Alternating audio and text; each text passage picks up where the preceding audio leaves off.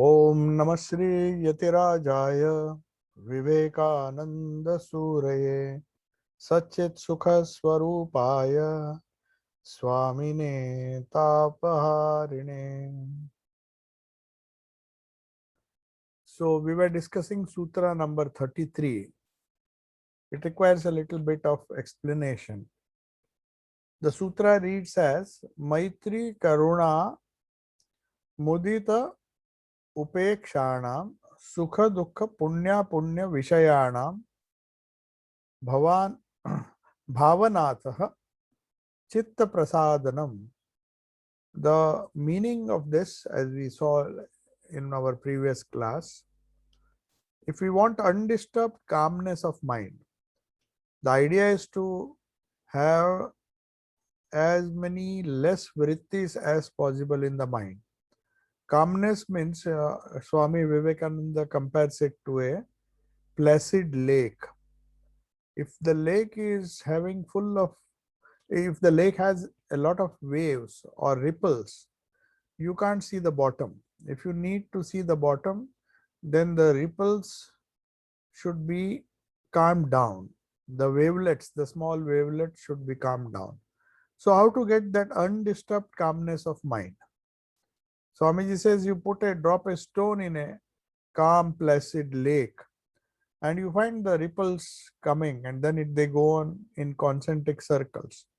That is why vritti is sometimes, vritti literally means circles. So when you drop a stone in a calm or placid pond, you will find the ripples going in concentric circles. The circles go on increasing and the number of circles also increase and the wavelets are formed. The small wavelets on the surface of the placid or calm water. Now when you see this, you will understand the impact of every thought on our mind. So the solution to all our problems, since the problems begin with the mind and end with the mind, though the body and prana are very important factors in our life, but compared to the mind, they are trivial in the sense, if we control the mind, we can control the other two, not the other way around. Some people have very wonderful control over their body. They can perform wonderful feats, wonderful asanas. Some people have very good control over their breath and other pranas. They can do Kapal Bhati, and there's so many exercises now where pranayama is being taught as a way of balancing the prana in within the body, or which controls the body and the bodily functions. So it has definitely some therapeutic effect and people gain a lot by that, but that is as far as health is concerned. There is no doubt about it. This pranayama and the other steps in yoga like asanas, they help you to harmonize the body and the vital forces, that is five pranas. They have impact, the breathing has impact on the other four pranas like digestion, circulation of blood, blood pressure. So in a way, the control of one prana or the control of your body through asanas, and as a result the prana is also controlled, we get a more or less good control over our physical body and the vital body, the pranamaya kosha and the annamaya kosha. As I told you, it is a five-layered personality. The grossest is the annamaya kosha, the pranamaya kosha. Then we have the manomaya kosha, which is the vital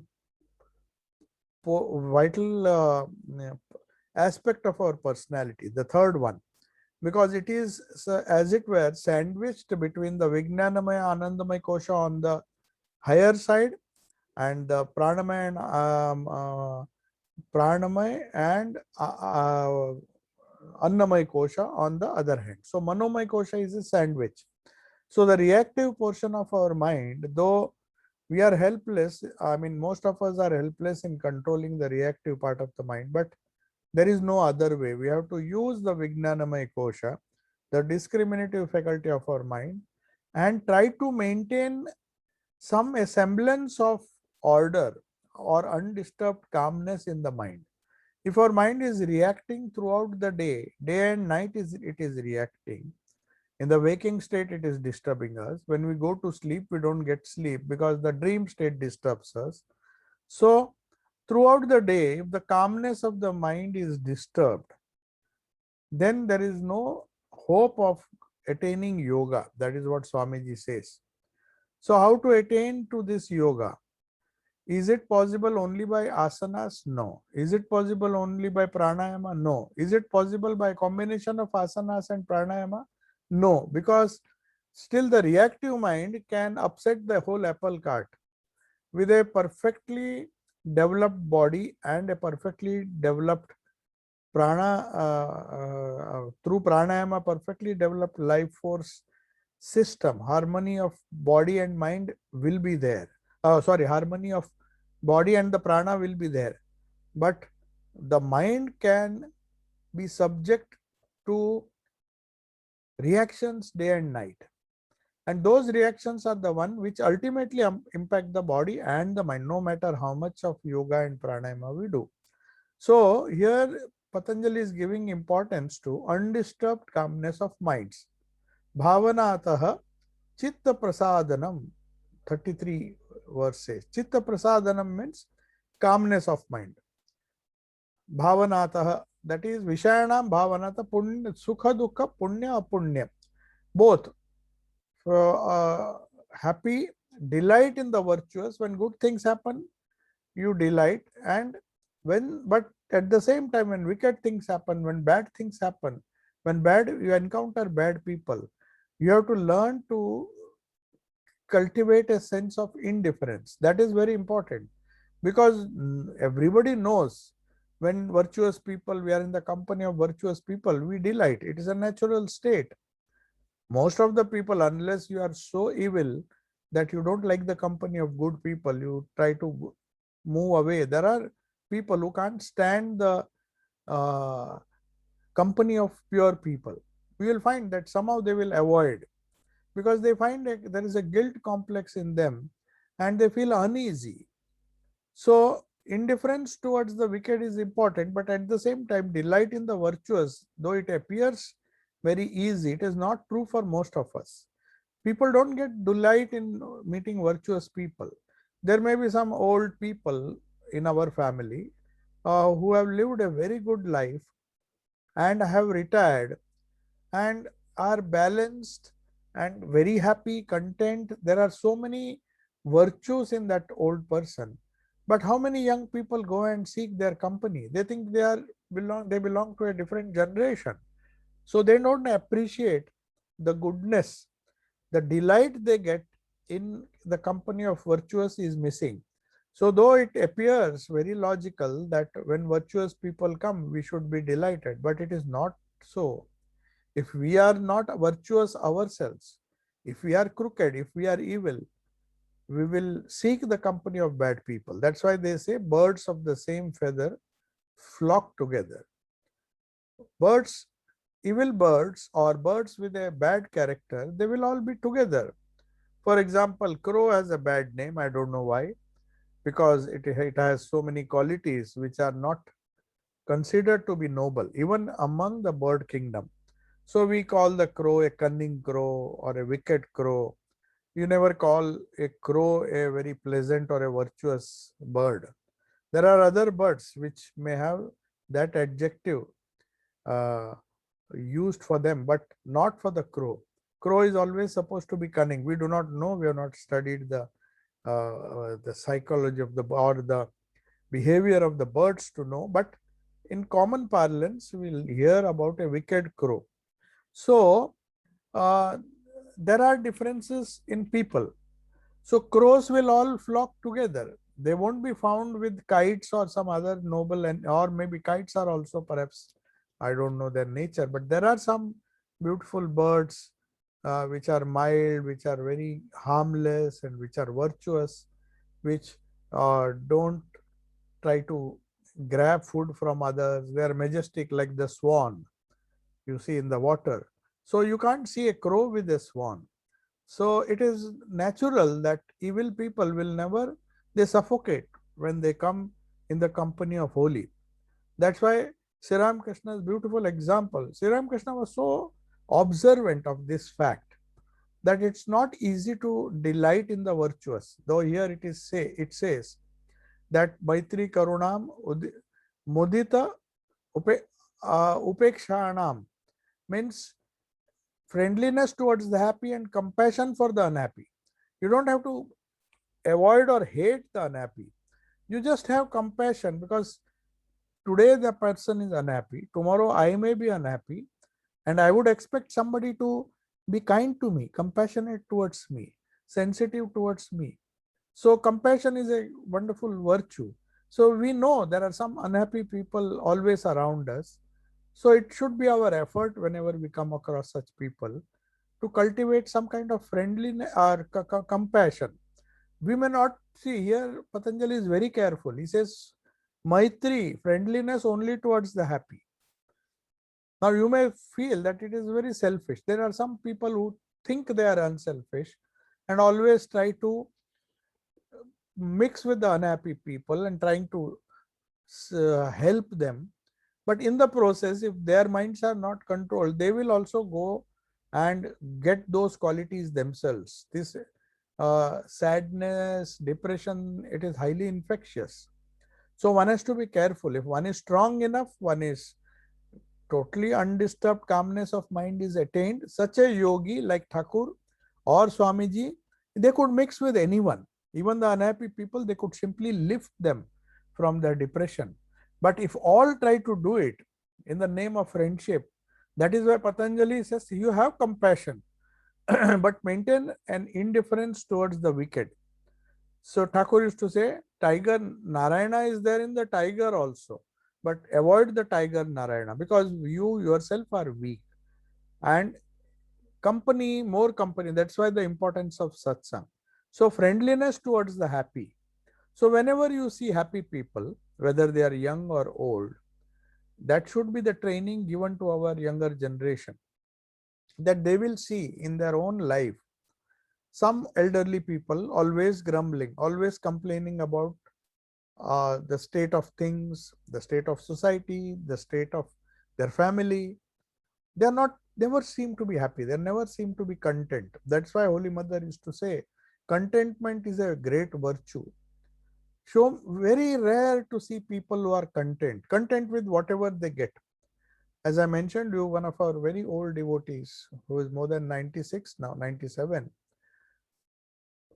when asked what progress she has made. So the first answer she gave was, it's really surprising to know that how much value they give to this particular aspect of the human mind. They said trying to have this or that, the trying to feel that things should have happened this way or that way is a sign of a restless mind. If we undisturbed calmness can never come if one has intense likes and dislikes. So just taking things as they come and living in the present as Buddhists do, mindfulness, just living in the present, not anticipating something which has not happened and always trying to find fault with others, and that is what some people have a tendency to do. So you don't like the company of those people, you have to be indifferent to them. Not that you should hate them, because Patanjali doesn't say that. Have compassion for the unhappy people and have indifference towards the wicked people, but don't seek their company. So if we meet someone who is happy in his way of life, the tendency is we are inclined to envy him and be jealous of his or her success. But Patanjali says that is very harmful. We should learn to rejoice in it. If somebody is happy, why should it bother us? Let more people be happy. That's why we say, let every being be happy, let all beings be peaceful. Before meditation, the Guru asked the disciple to follow this, uh, do this prayer. Let all beings be happy. Why should we delight in somebody being unhappy? There are people who get pleasure out of the unhappiness of others. But at the same time, there are people, if you meet someone who is happy in his way of life, We may not agree with what he does, but anyway, he's at least now he's happy. But we are inclined. Why should we envy or be jealous of his success? We must learn to rejoice. Okay, you are happy. Maybe at this stage you are enjoying that happiness, but you have to go further. And if we may just mention that it may not be a good idea to,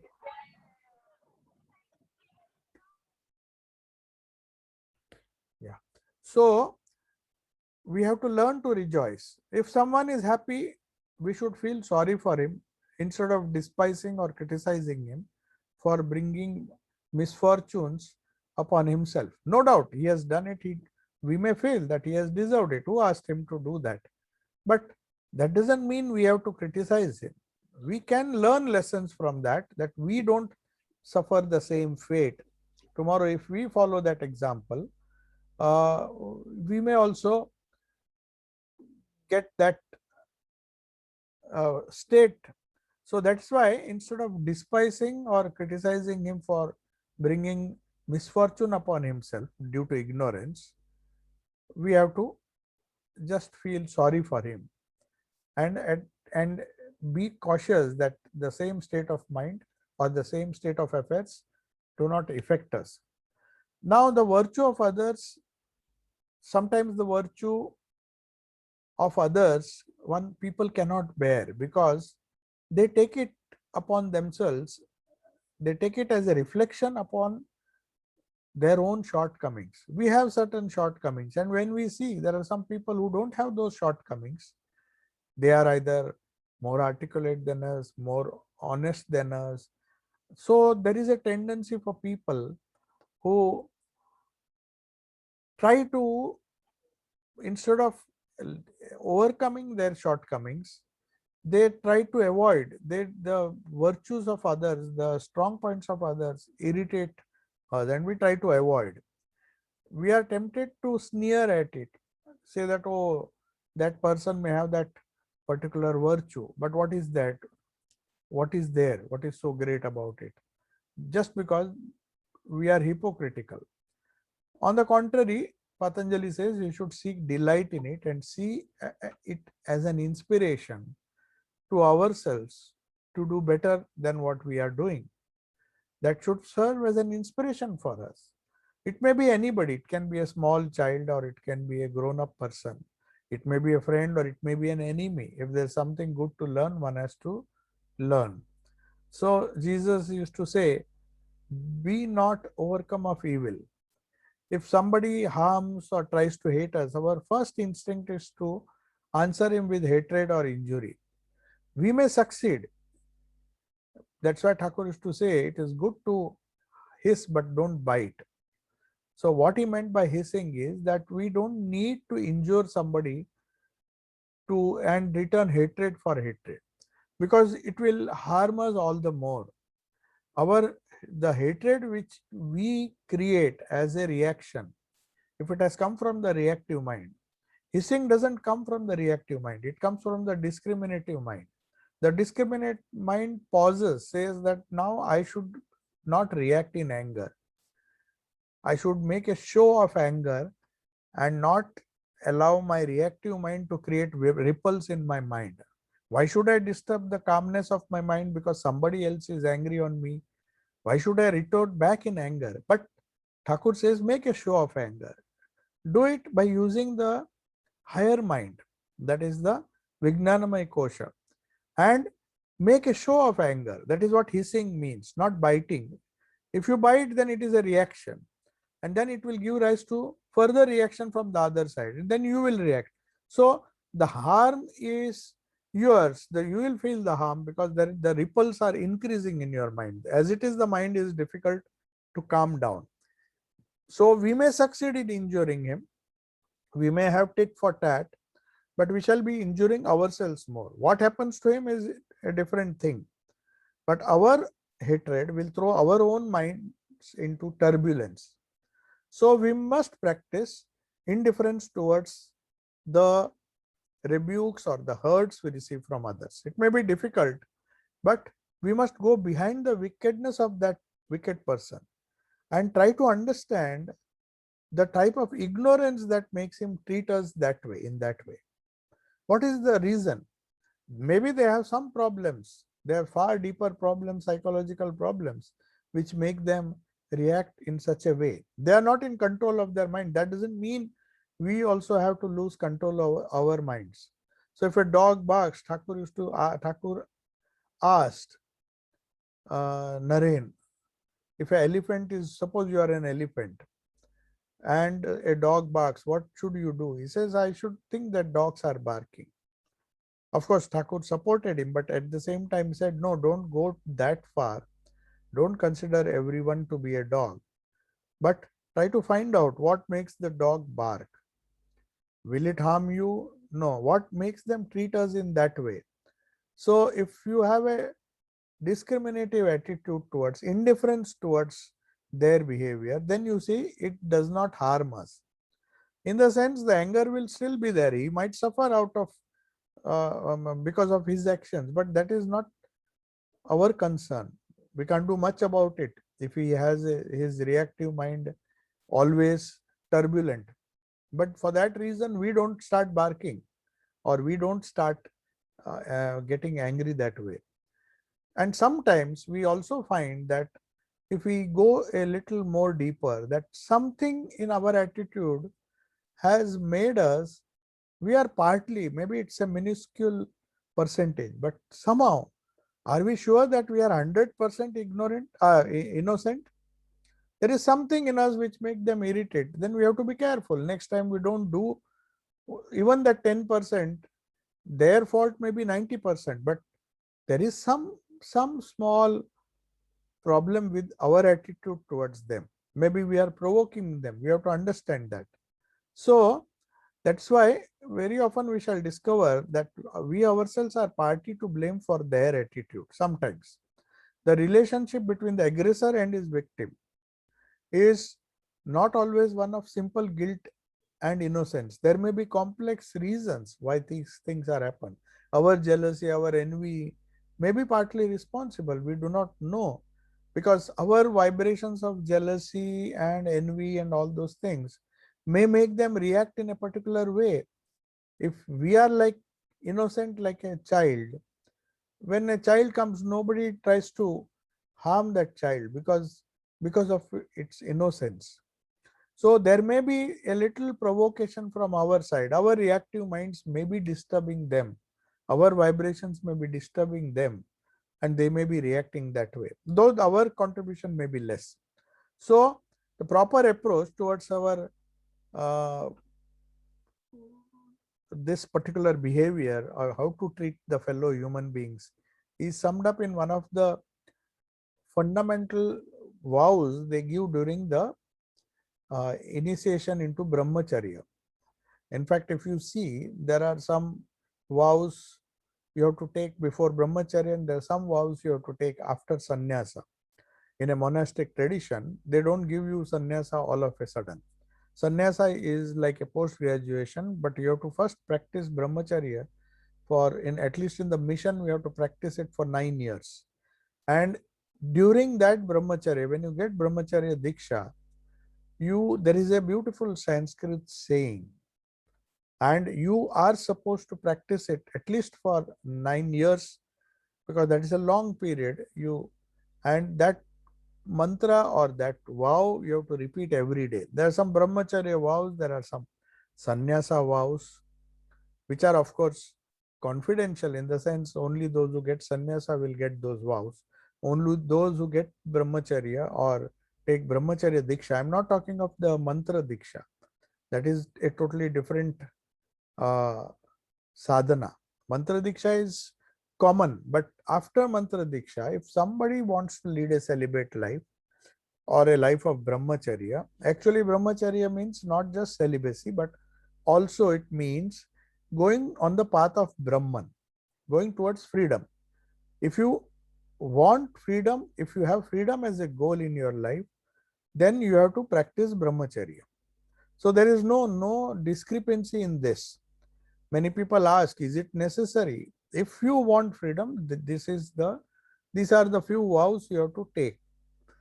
Whether you live in the household or not, it is a different issue. Whether you living, but without going on the path of without practicing brahmacharya, you cannot follow the path of Brahman. That is the idea. So you can't have God and mammon at the same time, as Jesus said.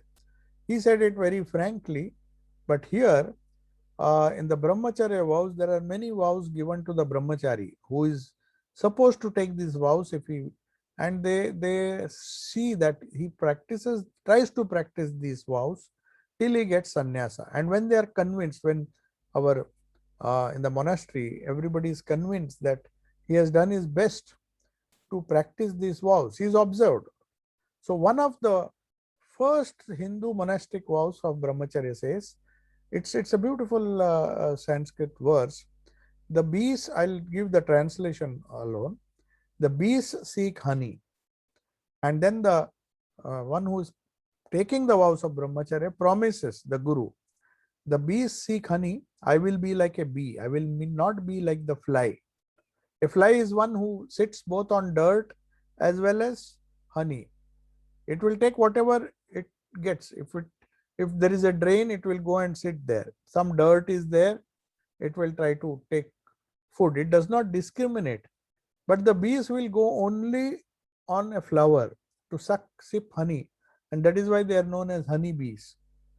They are discriminative. Their Vijnanamaya Kosha is in a way, that is a uh, example which is given in our scriptures, that be like a honey, don't be like a fly.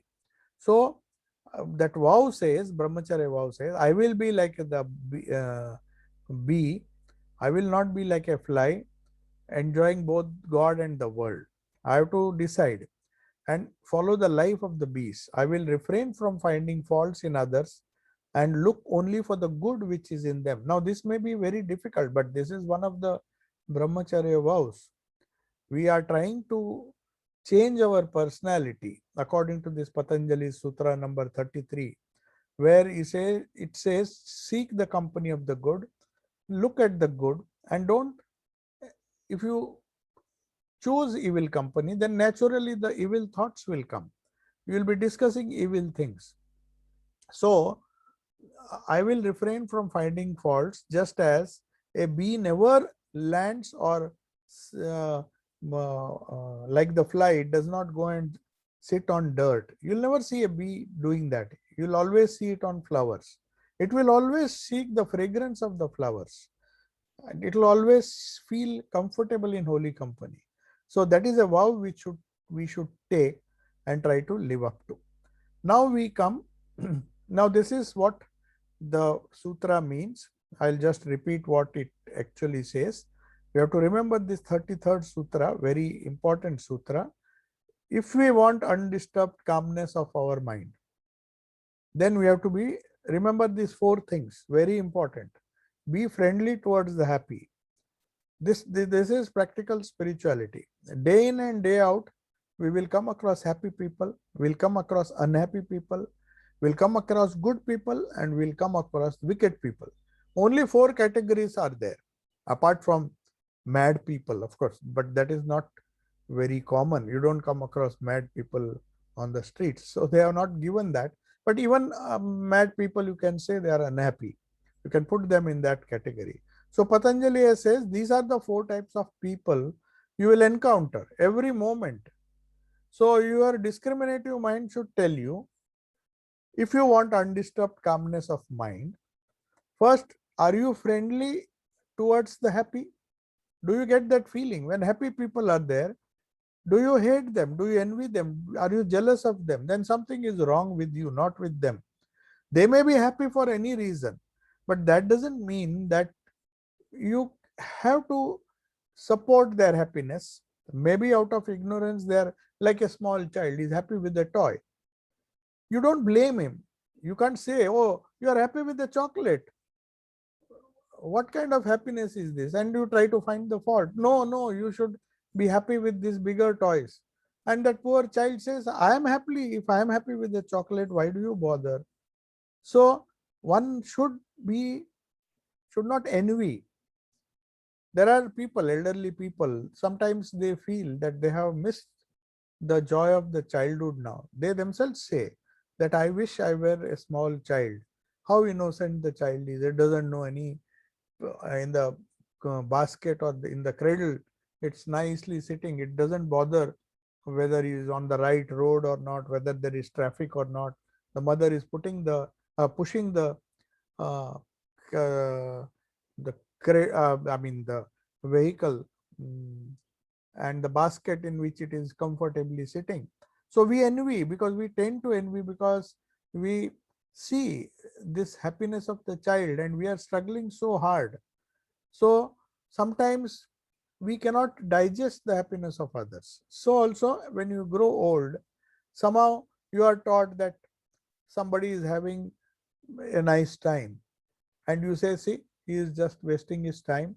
But why should we bother? If he is happy with his little toy, let him be happy. But we should do only that which is good for us. We should not be jealous or envy. That is one. Second point is compassion for the unhappy. You don't seek their company, or you just have compassion because of ignorance and because of something which they have done, some wrong step they have taken, they are suffering. But you have to think that tomorrow I may get that particular kind of suffering if I commit the same mistake. So let me not commit, and at the same time let me be compassionate towards him. Then delight in the virtuous. That is, whenever see virtue somewhere, whether they are young, old, child, whether it's a child, we can learn from everybody. There are some children who show wonderful virtues, and these virtues can be taught. One of our senior presidents of our order, the 13th president, Swami Gahananandji Maharaj, used to, when young children used to come, he would see them. It's a small gesture, but see how nicely used to train the small kids. Naturally, the parents encourage the children, go, take the chocolate from Maharaj. Maharaj would be giving some chocolate or some prasad, some sweet. The tendency of the children or the parents is to push the children. They think they're showering love on them, but they don't realize they're actually harming them. They're making them selfish, that you always want everything first. Oh, the best thing, oh, you push the child. You think it is love. You think you're doing a great favor. But Maharaj saw this. The parents are pushing their children and the children are hungrily coming and trying to grab it. He knows the same attitude will cause problems for them when they grow up. So he will say, not for you. He will give that chocolate. He says, go and give it to your father. Then he will say, now give it to your mother. This prasad you go and give to your brother or sister, whoever is there. And then the last one, he will say, this is for you. So in these are simple things, but Maharaj was teaching a lesson. He was teaching this child that it should never be me first, everything for myself. Let others get it or not, I'm not bothered. But he's teaching the child that you put the others first. Learn to share, learn to uh, cultivate some virtues. So that delight in virtue. Now, the parents, of course, do not think so deeply. They think by loving their children, at least they think what they think is love is nothing but teaching these children selfishness. And they just pamper them. As a result, what happens? The child always has that attitude, even when it grows up, that I deserve this. I am the first. I was always the first. My father and mother always pushed me and praised me and said, you are the first, but never taught me to share things with others. So it thinks that in life also he will always get the lion's share. And the child expects when the child grows, that he will be in that. So these delight in the virtues which you see either in a child or a grown-up person, whoever it is, rich or poor, if you find a virtue, have some delight, celebrate it, or at least share it with others. When you see a virtuous person in your neighborhood, in your own family, just try to glorify it. So the children learn, everybody learns that these are the qualities we have to, otherwise where will be the inspiration? The child will think that selfishness is the greatest virtue.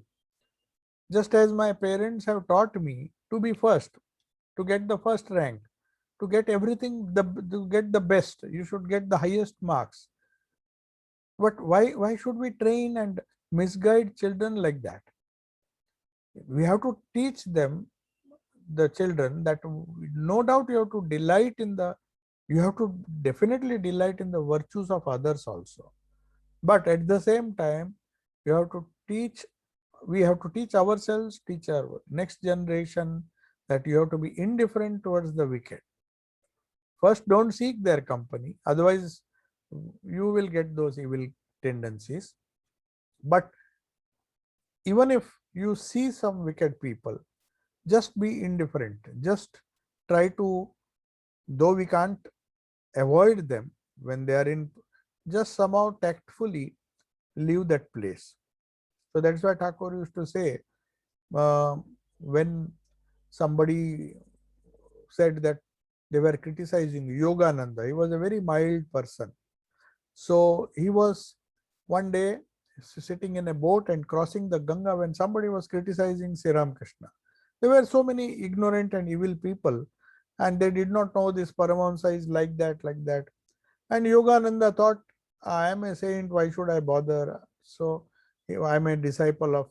So he came and told his guru that they were saying like this. I knew they are ignorant people, so I just kept quiet. Then Sri Ramakrishna scolded him. What is this? Either you have to make a show of anger and hiss and say, don't say like this, or you go away from this place, be indifferent. But don't, by participating, by keeping that evil company, you are harming yourself. So that is what is the essence of these four attitudes we should have towards four kinds of people. Why? To make our mind calm. It's not for their sake that you are praising the virtuous. By praising them, actually we help our mind to become calm. So if you want calmness of mind, it can come only through these four methods. Now, prachardana vidharanabhyam va pranasya. Now we come to a very important or most misunderstood concept in yoga, that is pranayama. Now Swamiji also, and Swamiji will explain in Raj Yoga, and Patanjali of course says, the mind may also be calmed, but the first thing is very important. They form the yama and niyama. Now we come to asana and pranayama. But Swamiji is skipping the asana, hoping that people are healthy. But he says mind also may be calmed. He doesn't say it can be calmed only through pranayama, but also can be calmed by expulsion and retention of breath. So prana here actually means the vital energy. Now we should not mistake prana only to be breath. Breath is one of the vital energies. Prana, apana, samana, vyana, udana. So there are 5 vital forces which are responsible for harmonious conduct or harmonious harmony in our body as well as in the mind. So it affects the mind. So mind can be calmed. That is why pranayama, if it has to be done, it has to be done in such a way that it calms, it not only harmonizes the body and you get good health, but also it helps you to calm the mind. That should be its primary goal. Pranayama's primary goal, the control of breath, which leads to control of other pranas. Now we'll see that. What is this vital energy? This energy is the energy which we draw from the surrounding universe. We eat food, we get some energy. We have to be careful about the diet. We listen to certain things which give us energy. We repeat certain things, we repeat the mantra, it gives us energy. We go to a holy company, we go do satsang because that gives us energy. So This vital energy we have to draw from the universe. No, everybody has to learn. When Patanjali says you have to do pranayama, means taking the positive energy which is there in the universe. You have to discriminate and get the positive energy. Since this energy is obtained by breathing, we normally we think by the incoming breath and outgoing breath, it is easier to control the other pranas. But don't think that is the whole thing. And those who believe in the science of mantra repetition, the continuous repetition of mantra in a particular rhythm, in a sequence, it is very important to repeat the mantra. You just don't repeat the mantra. Say you have this Om Namah Shivaya, Om Namah Shivaya, Om Namah Shivaya, Om Namah Shivaya. Then you keep changing the speed, it will not help. You have to just continuously repeat it. So with the repetition of the mantra in a systematic way, the pranayama in breath and out breath, if you watch carefully, comes about automatically. So we will come across all these things, the retention of the breath, how breath is to be taken. There's so many pranayamas. Swamiji, of course, warns us that all pranas are not very safe. So he is advising only that part of Hatha Yoga. It is actually a part of Hatha Yoga which Swamiji tried to learn because his health was very bad, being having juvenile diabetes right from childhood. He had so many illnesses. So he was once upon a time impressed by Pawari Baba, whom he met in Ghazipur when he was wandering in India. So he thought, if I learn this technique of strengthening the body, then I can do sadhana much better. But Thakur knew better. So Thakur came in a vision on 3 consecutive days and said, this Hatha Yoga is not for you. Your mind will be engrossed on the body. Only do what I said. You do the meditation, automatically this pranayama will be easily done. So that is what we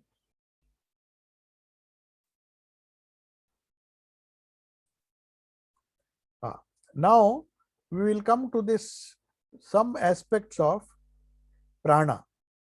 This we have discussed in the introduction to Raj Yoga, but I am again discussing because Swamiji has given so much importance to this concept of prana, not pranayama as such. Pranayama as a technique is a very, very, very minuscule part of the whole idea of prana. If we understand what this sutra means, then we'll understand the life forces that are influencing our life. Our whole life is influenced by the external forces. We neglect it. We don't understand the impact of many things we do in life. How we eat, how we talk, where we go, what we do, everything impacts. Every little action of ours, these vibrations come and they impact our lives unknowingly or knowingly. Sometimes knowingly, but most of the times unknowingly. So the word prana, according to Swamiji, is not breath. It is the name for the whole energy that is in the universe, not only in the body, but the whole universe. Wherever you see in the universe, whatever moves or has life, whether it is a tree. Today we were just looking at the huge trees here in our Vedanta center. And I was just wondering, I was mentioning that you see the water which has collected in the ground, the deep roots, who is guiding them to send the water through capillary action? It goes up until the last leaf becomes green. If you see how the tree slowly in summer, you will find that capillary action or whatever it is, the physiology of the tree itself shows the wonderful working of prana in the universe. Our body is, of course, a wonderful thing, how our heart beats, how the oxygen is given, the importance of lungs, and so many things. But even in primitive trees, even in small plants, you will find the energy that is displayed day and night. That plant is ensuring that the last leaf, maybe almost hundreds of meters above, Somehow it gets the water. Where is the water? It is deep in the soil. If we are thirsty, we can't even get that water.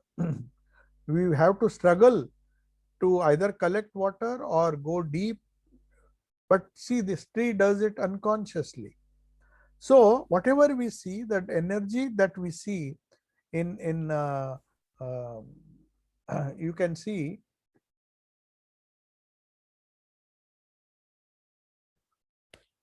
the energy that we see running this universe. Swamiji says it is prana. We have to remember that prana is definitely not breath alone. So you should remember this. This prana, before the cycle begins, what is this cycle? It is known as kalpa.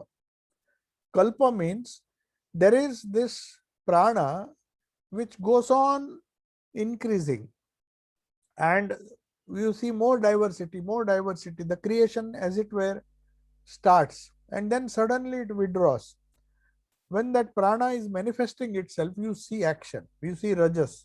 You from tamas, you slowly see the plants which were appearing to be dry, the trees, big trees.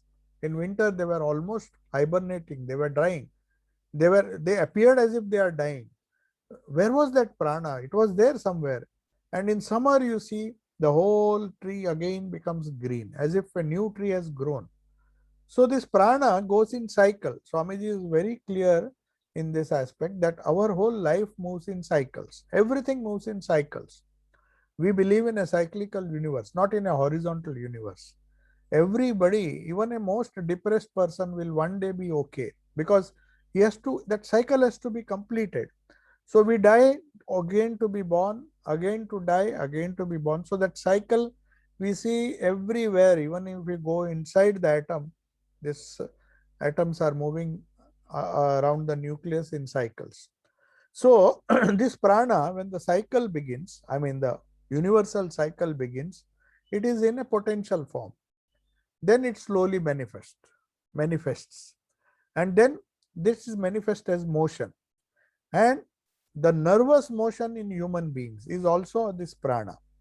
It's not just the heat energy and the motion of cycling and all those things that is prana. The subtle nervous energy, the subtle understanding. Why do some people understand and can grasp things better? Why do they insist on practicing brahmacharya? Because this nervous energy has to be guided and directed in a proper way. If we don't do that, then we are not handling the prana properly. So any abuse of prana, whichever way it is, maybe we think that by just wasting the prana, wasting the energy, we are doing good to ourselves, we are releasing the energy, but it's not true. The more you conserve, the more that potential energy, the more you dam the river, the more power is available, spare power is available, with which you can find solutions to your life's problems. But if it is drained away, there's no energy left, then how can it? That's why this pranayama means to control the prana, to control that energy. It can be nervous energy, it can be sexual energy, it can be nutritional energy, it can be uh, any sound energy, heat energy, it can be thought energy. Thought is also supposed to be an energy. So all this prana, the prana is the fundamental force, and Swamiji says there is another thing known as akasha. The whole universe is nothing but akasha is material universe, prana is the energy universe. So prana and akasha, it's a very logical thing. Now science has accepted this. Our body is also made of prana and akasha, the annamaya kosha and the pranamaya kosha. Out of akasha you get the different materials that you see. We have a nervous system, we have a heart which beats. No doubt the prana is beating the heart, but at the same time it has some material value. The heart should be strong, the nerve should be strong, the artery should be strong, the brain should be strong, the nervous tendon, the nerve center in the brain, the dendrons and axons and all the nerve fibers, they should be strong, through which the tremendous nervous energy is passing through. So all these forces is acting on the akasha of the body. So not only the whole universe, but individual human beings also is a combination of Akasha and Prana. So Swamiji says, out of Akasha, you get the different materials inside our body, outside our body, what we eat, everything. Every element that you consume or you see in the universe has two components, Prana and Akasha. Akasha is acted upon by Prana. And if you know the control of Prana, then you can control Akasha. Then you can have many things. So, in breathing, the control, the throwing out of breath and the intake of breath in a systematic way is a particular aspect of prana which is known as pranayama. So Patanjali does not give many directions about pranayama. Only in the later ages, Hatha Yoga became so important because people were very much material. They wanted to know how does it make my body beautiful, a long living, longevity can be increased, health can be increased. So when they become very gross, then the Hatha Yoga developed. They said, I don't care for this higher aspects of yoga. They are beyond my reach.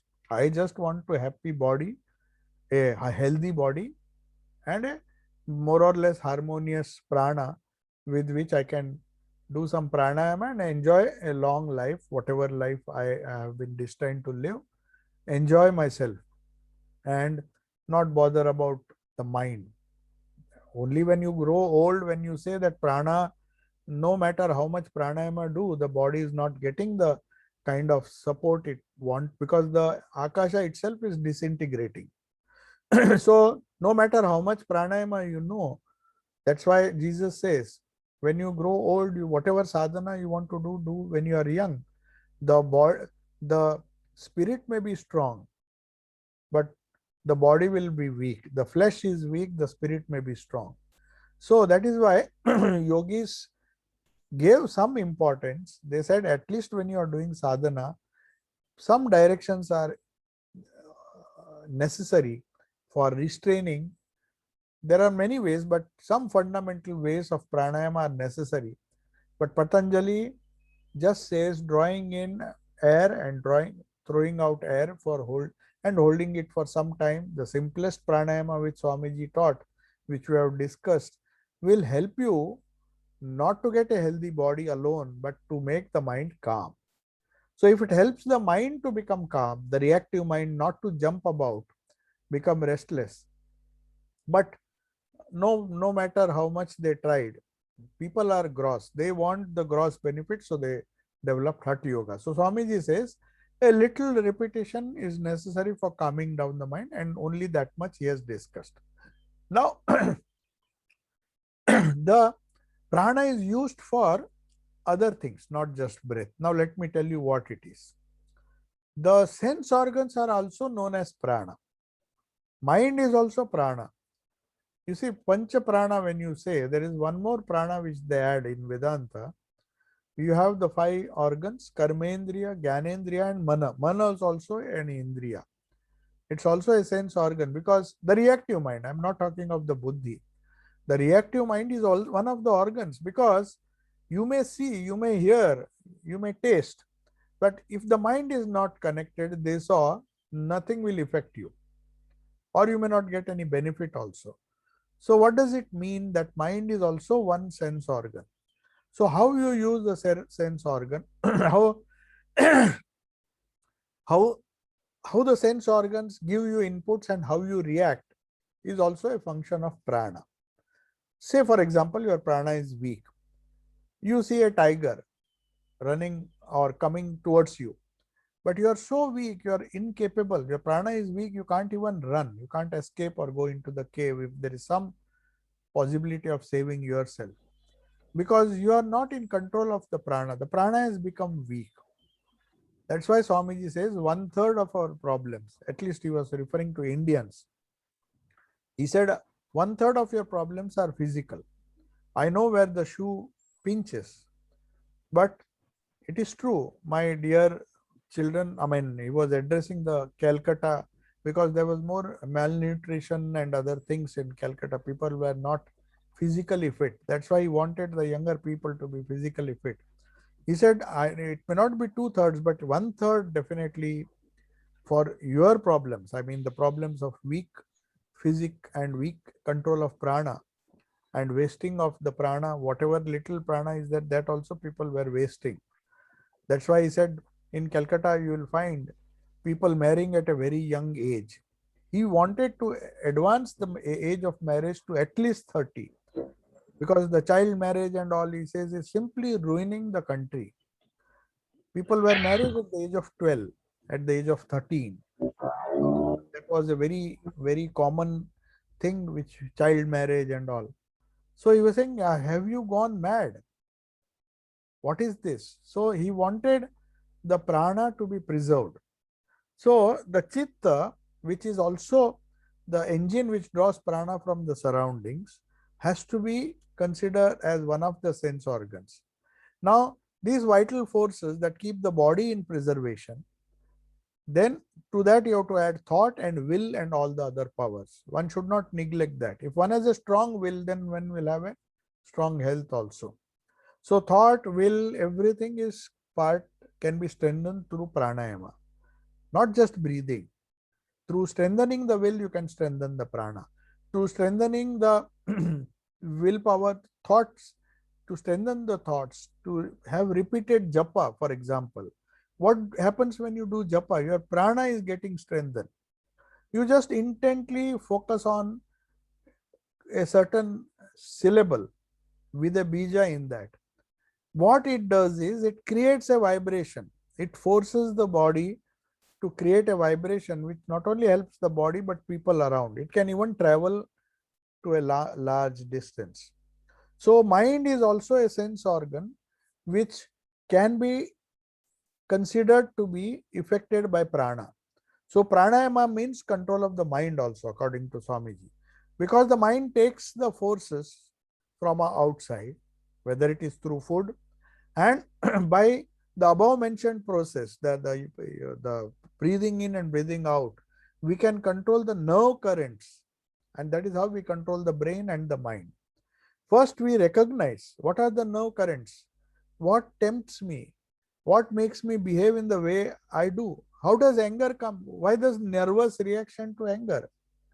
So how are ideas nervously associated with my nervous system? Nervous association of idea means an idea has the capacity to change or alter your nervous system. If you don't know how it works, then you can't control it. That is why Swamiji says it's not just the prana, it's not just the control of breath that is important. The control of the thought waves is also important. Now these yogis, they consider, this is very important, we'll discuss it in the next class. There are this Ida and Pingala. It is most misunderstood thing because the spinal cord is so important in this.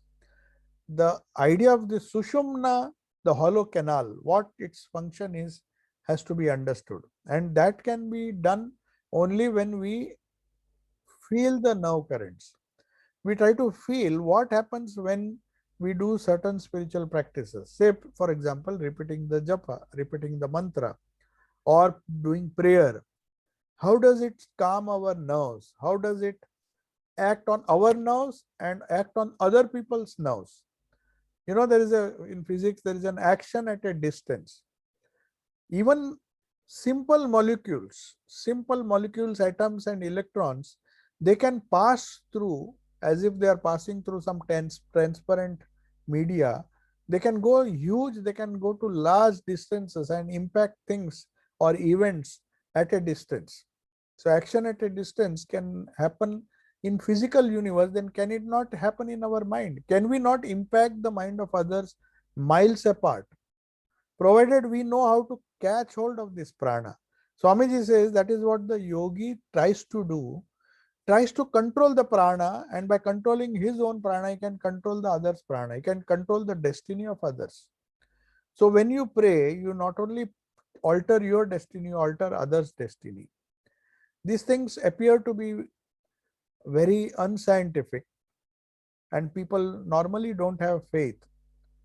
But faith is such a wonderful thing that if one has faith, he has everything, mother used to say.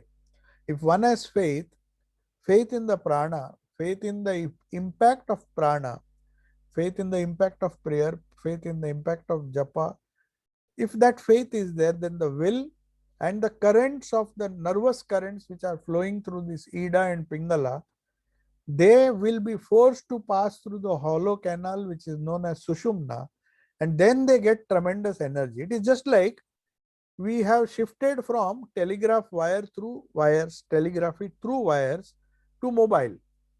Now, definitely everybody knows when you pass the signals through space, through empty space, their speed and their capacity and the range also increases. But if you pass only through the wire, it will reach like the olden days. They had to do this telegraph, and the messages used to reach after a long time. So the telecommunication communication, information and telecommunication technology said that if we can pass through wires, if we do it wireless, it will be better. So the same prana and theory works in our body. The yogi said, you are a fool if you are passing the nerve currents through Ida and Pingala. You know, there is a hollow canal between Ida and Pingala, the Sushumna. Why don't you pass the nerve currents through that and see what tremendous power is generated to impact your life and others' life? Now, this is a great science, and Swamiji's description of prana in this way, how to control the nerve currents, not only of yourself but also of the others around you, by this communication, by the passing the nervous energy not through the spinal cord but through the hollow which is a space between the two spinal cords. They are known as Sushumna, not Ida and Pingala. So normal, in a normal animal or a normal human being, the nerve currents go up and down through this Ida and Pingala only. We are imprisoned by our nervous system. Remember this. This is very important. If you don't understand this, we cannot understand what Swamiji wants to say. That we are imprisoned by our nervous system. We are unable to come out of the prison of Ida and Pingala and pass the thought currents or the nervous currents through the Sushumna. What it means in our life, how helpless it makes, how suffocating it can be to a person who is a victim in the prison house of his Ida and Pingala, is what yogis try to show. Thakur could just come out, no physical frame. When he went into Samadhi, he had total control over his body. The heart could stop, everything could stop. Dr. Sarkar went and saw. What was the process? His whole nervous energy was passing through the Sushumna, canal, and then they were seeing a wonderful sight that Sri Ramakrishna, nothing could impact him. Even his cancer, the pain that was there, he said, okay, you want to apply medicine, let me withdraw the mind and pass the nervous current, nothing will happen to me. So these superhuman things, which we think is superhuman, for a yogi, it is just a control of prana and making the nervous energy pass through the Sushumna, the hollow of the Sushumna, and convert a system with wires to a wireless system. That's all. We'll discuss it in the next class. We are running out of time, so I'll close today.